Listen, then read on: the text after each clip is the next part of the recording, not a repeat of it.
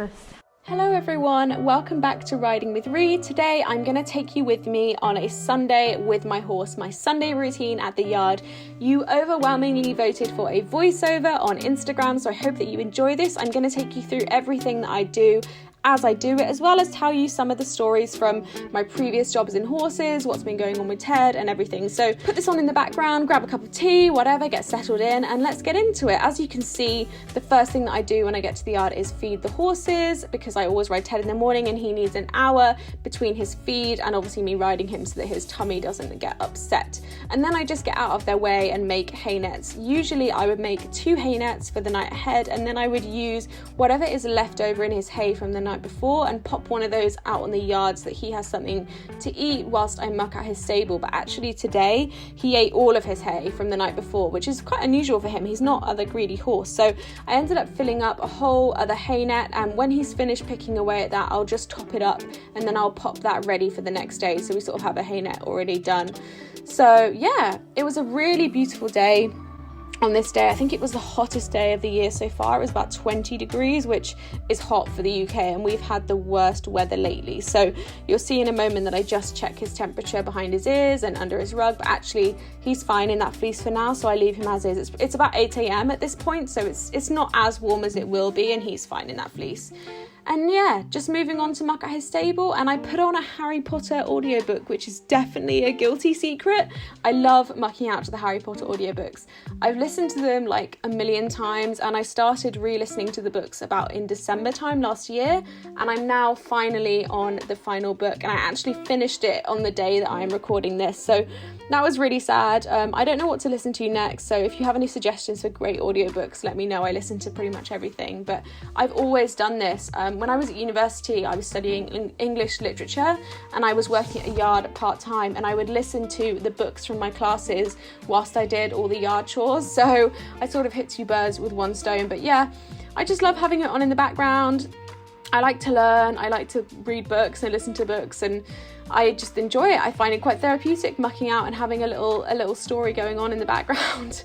I also, as a child, I would wake up super early, so my parents gave me this rule that I wasn't allowed to come out of my room past, I think it was before like 5 o'clock, so they got me this little tape recorder with storybooks on it, and I would just sit and listen to storybooks. So I'm sure that there is part of that in this now. I also had a little like toy farmyard, so I would listen to the storybooks and play with the farmyard, and honestly as an adult not a lot has changed, has it? I'm still playing with the farmyard, it's just life size.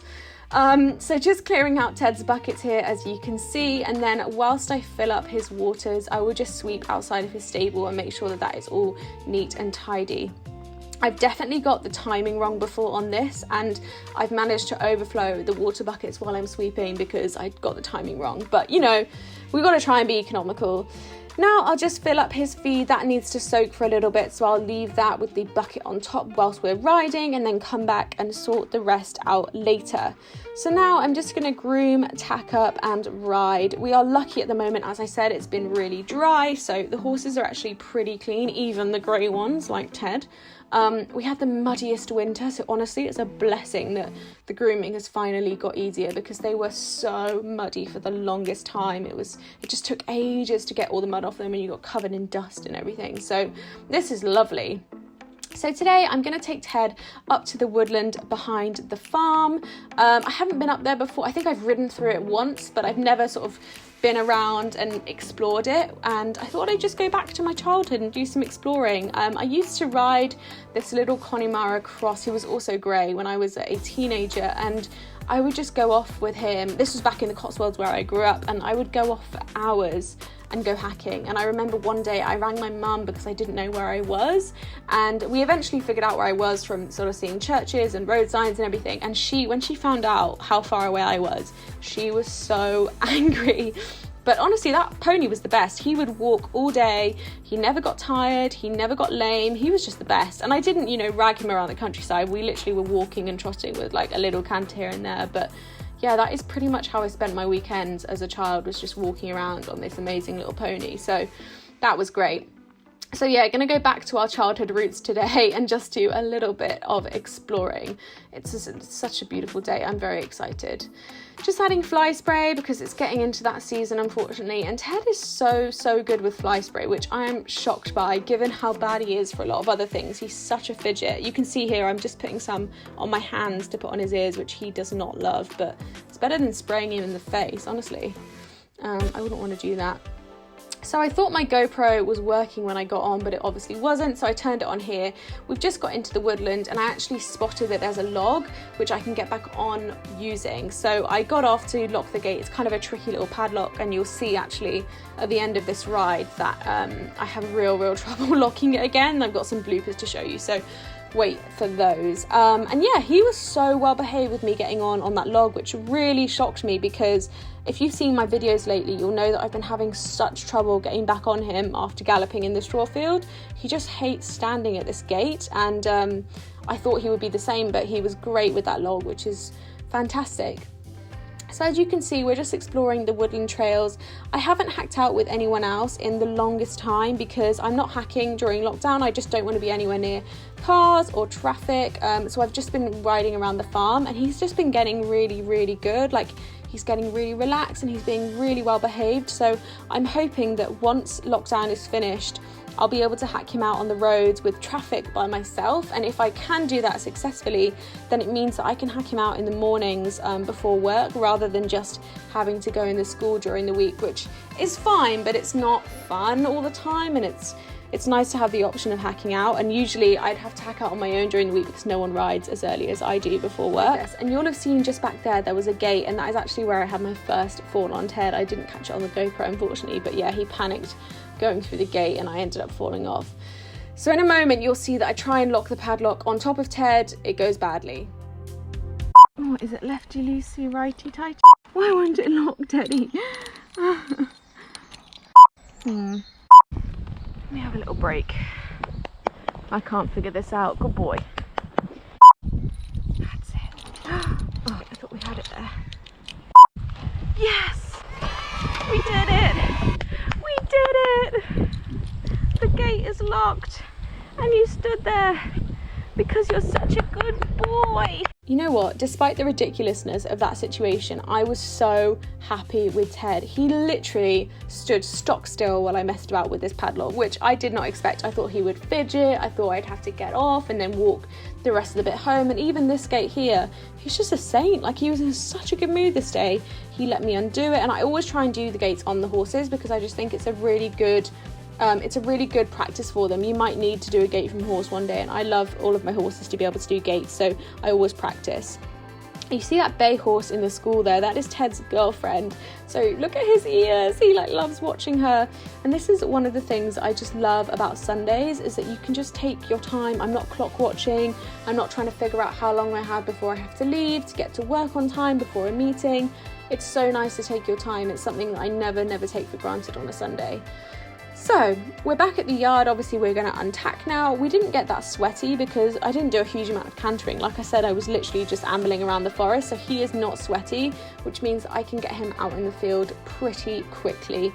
I like him to have as much time out in the field as possible. So today it's about 10:30 at this point, and he will be out now until about 7 p.m. And there will come a point in the summer where they are out 24/7. So once that happens, I'll be sure to give you an updated routine. But for now, they're still in at night. So I want to give them as much time as possible out in the field. If you've watched my Instagram lately as well, you'll know that I've been having real trouble catching Ted in the other field.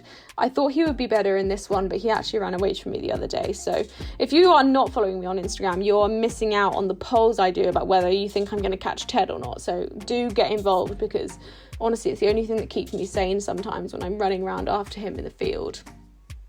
So there he is, off he goes into the field. I'm going to head back and do some tidying, and then I'm going to clean my tack. So actually having time to sweep on a Sunday is also incredibly satisfying. When I was a teenager and I worked at this hunt yard on the weekends, My boss was just a real stickler for having a really tidy, neat yard. We would sweep in the mornings and in the afternoons. He just never wanted our bosses to see the yard in a bad state, and it's definitely instilled in me to have a real organizational approach to how I have the horses, and it really helps, honestly, when you're trying to balance a full-time job. Obviously, I don't even do TED every day, but during a full-time job plus horses, you need to know where everything is, and you need to know that it's going to be working in good working order, it's not broken, and honestly, being organized is the only way to do that. So I'm so grateful for that job, for teaching me that. And now I'm just gonna clean my tack. So before I got Ted on share, I actually had a huge gap in my horse riding, and it meant that I didn't have a lot of the things that you would normally have, like tack cleaner, just available. And I was doing research online about which tack cleaner to buy, just in case there were any new ones that I should be looking at. And I was in this forum on the Horse and Hound, which is a British horse magazine.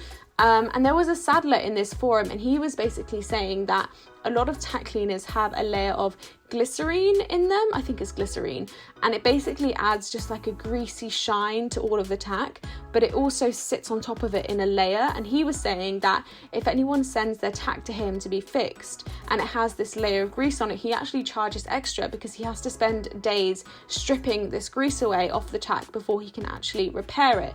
And apparently this brand that I'm using now, which I can't remember, but I will link it out for you in the description, it's brand new, so I honestly don't know the name of it.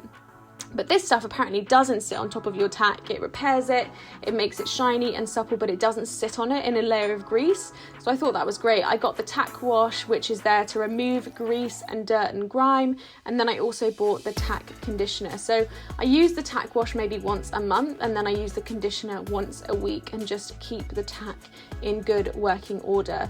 And whilst I do my tack, I also do my boots. I've had these Ariats for about 6 years now, and I love them, but I try and take really good care of them because they were a gift from my parents, but they were quite expensive. So I always try and make them last as long as possible. So now just making up Ted's feeds. This will be his feed for tonight, and then for tomorrow morning for whoever is feeding first thing, which actually might be me because I have him on Mondays. So I usually get to the yard first because I have to ride before work. This stuff is really hard to stir in with the chaff. I always end up leaking some of it over the side, but you know what, it will give you great muscles, so there is that. So I'll take these and I'll just pop the covers on them over by his stable. We had carrots for dinner the other night, so I brought some peelings with me as well, just to sprinkle on the top. And that is pretty much it, you guys. That is my Sunday with my horse. I hope that you have enjoyed this video. If you did, do give it a thumbs up and subscribe if you haven't already done so. Ted is my first horse share, so I'm sharing my tips, tricks and fails as I go along. I hope that you have a great day. See you next time.